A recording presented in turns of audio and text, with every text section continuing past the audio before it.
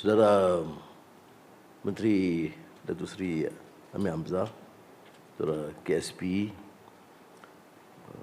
Datuk Johan, Yang Berhormat, Tuan-tuan terutama para duta, Datuk Azmal dan seluruh keluarga TRX dan tetamu yang saya muliakan.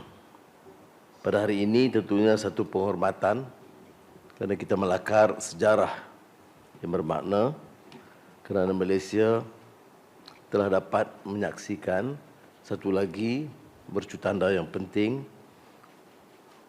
iaitu sinergi di antara kecanggihan dalam pembinaan yang sesuai dengan tuntutan zaman, tetapi mengambil kira tekanan kebudayaan dan apa yang diungkapkan sebagai lebih prihatin dan inklusif. So it gives me real pleasure to be here today to thank Dato' Azma and the TRX family.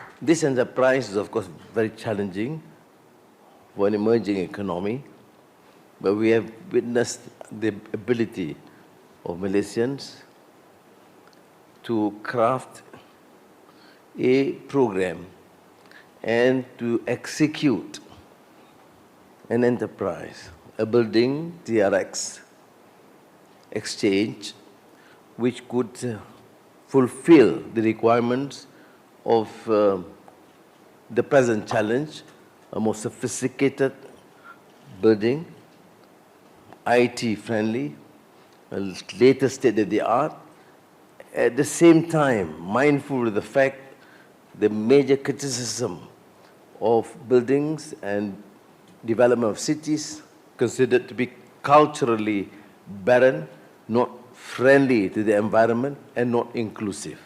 So I salute TRX Exchange, Dr. Azma and the family, for this enterprise. It is highly sophisticated, it is challenging, it is environmentally friendly, it is not culturally barren, looking at the environment, and it is inclusive, particularly with the collaboration with the Dewan Bandaraya. And I've also entrusted Dewan Bandaraya to ensure that in the fringes, enough attention is given to the general public, not only in terms of the park, but in terms of food stalls that could be utilized and would benefit the poorer segments of our community. And thank you very much for this understanding. Now, this is of course a challenging task, because in the Madani economy, one of the thrusts is, of course, to enhance the position of Malaysia, to be competitive again, and to be a major financial center in the region. And to that effect, we have also embarked on a very aggressive policy to ensure that Malaysia be able to be considered a major center for Islamic halal and also financial activities in a different connotation, not necessarily tied to sophisticated financial instruments and banking of the past, but to be mindful of the fact that in this days and age, Islamic financial center is not only to ensure that the instruments are Islamic in the sense that and using present-day instruments focus purely on finance and banking, but to also consider the participation of Muslim countries with huge capacity in financial instrument alone, transgress beyond $1 trillion, but to also be able to integrate with the other players in terms of our effort in ensuring success in energy transition, in digital transformation, and also food security. The Madani economic framework, for example, represents a holistic strategy devised to reinvigorate Malaysia's economic landscape. This initiative not only addresses existing challenges, but also focuses on key areas for sustainable growth and resilience. It aims to bolster Malaysia's economic standing on a global scale, navigate the complexities of the global landscape, and ensure the nation's adaptability and resilience through enhanced competitiveness. There is a strategic emphasis on fostering innovation and entrepreneurship, promoting robust and inclusive economic growth, and ensuring the equitable distribution of benefits. SMEs are encouraged to adopt technological advancements and streamline regulatory processes. Now, it places importance on managing inflation, optimizing labor market dynamics, and fortifying the nation's financial sector. These measures are instrumental in sustaining economic momentum while fostering an environment conducive to both domestic and international investment. Now, by consolidating these efforts and capitalizing on Malaysia's strength, including foreign reserves, capital markets, and favorable economic indicators, the Madani economy endeavors to usher in a new era of economic resilience and progress for the nation. The Madani administration is taking a whole-of-government approach in achieving a common goal. For example, the Ministry of Finance sets the measures and the budget to kickstart Malaysia's journey towards realizing Ekonomi Madani's vision. The ministry is also guided by the Public Finance and Fiscal Responsibility Act 2023 to ensure prudence in our pursuit of economic growth. Now, rarely do you find the Treasury prepared to willing to embark on this very tough measure, because actually what it means, and I told my colleagues in Parliament, is surrendering part of the power of the Minister of Finance to Parliament, and sometimes we get hell as a result.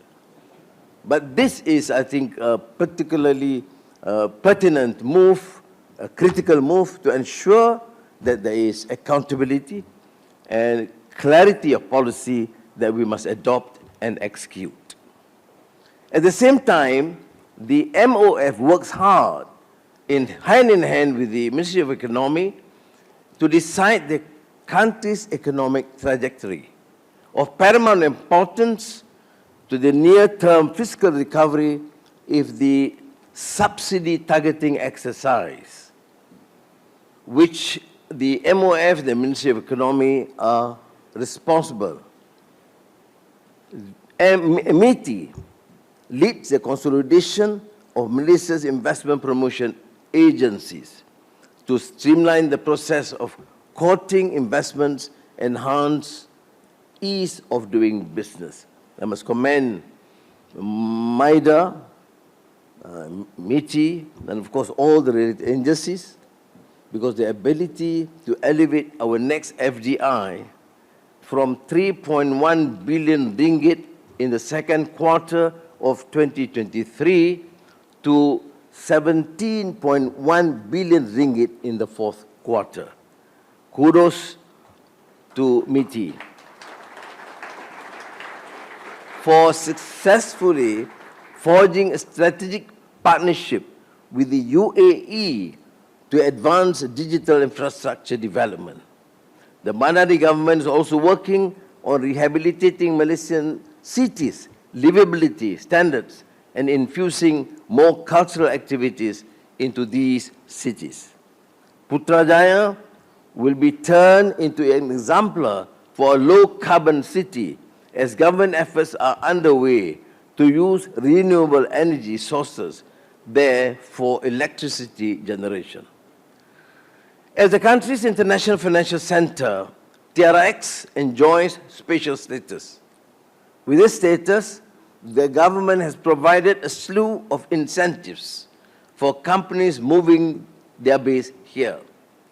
These encompasses an industrial building allowance, tax exemption on 70% of the statutory income for a period of 5 years for property developers, stamp duty exemption on loan and services for TRX status company, and an income tax exemption of 100% for a period of 10 years.